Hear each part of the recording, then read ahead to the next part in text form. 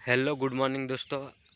હમણાં હું સવારમાં યુટ્યુબ ચેનલ પર જોડાઈ ગયો છું, તો મારી યુટ્યુબ ચેનલ પર બધા લોકો જોડાઈ જજો।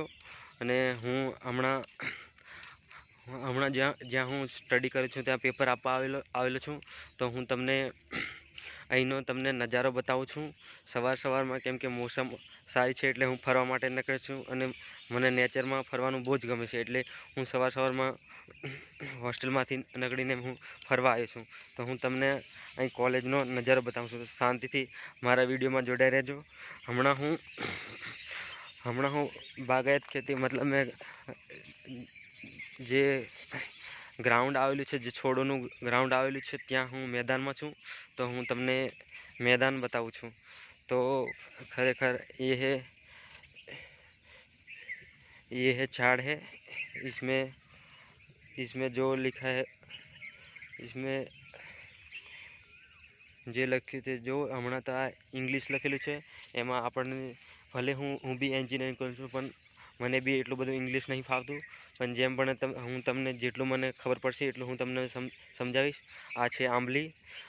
તો આપણે જોઈએ છે કે આંબલીનો ક્યાં ક્યાં ઉપયોગ થાય છે, શું કરવાનું એ। અને આ બાજુ જાંબુડાનું ઝાડ છે, એ જાંબુડો મોટો થઈને આપણે ચોમાસાની ઋતુમાં આપણને જાંબુડા મળે છે, તો આપણને ખબર છે। અમુક તો આદિવાસી લોકોને બધા બહુ જ ફળો છે, એટલે આપણને બધી ઓટોમેટિક ખબર જ છે, પણ તે છતાં કેમ કે આપણે શિક્ષણ નહીં લેતા ને, એટલે આપણને શું કરવું ને શું ન કરવું એમાં આપણે ગૂંચવાઈ ગઈએ છીએ। તો અહીંયા હું બધા ઝાડો છે ત્યાં હું ફરવા આવ્યો છું। પેલી બાજુ રાયણ છે, રાયણ તો મેં બી નહીં ઓળખતો, પણ જ્યારે આપણે વાતાવરણને ચોખ્ખું રાખવું હોય તો ખરેખર વૃક્ષોની જરૂર પડે છે। તેથી જે અહીંયાના લોકો વૃક્ષો વાવતા હોય તો ખરેખર આપણી બાજુ તો વૃક્ષો ઓલરેડી છે, તો આપણે વૃક્ષોનું તો જતન કરવું જોઈએ। એટલે ખરેખર આપણે વૃક્ષો જેમ બને તેમ વાવવાનું રાખો। ને આજે કોઈ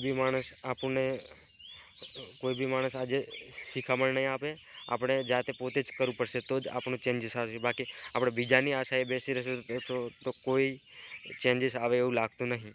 તો અહીંયા હું મારી વાણીને પૂર્ણ વિરામ કરું છું।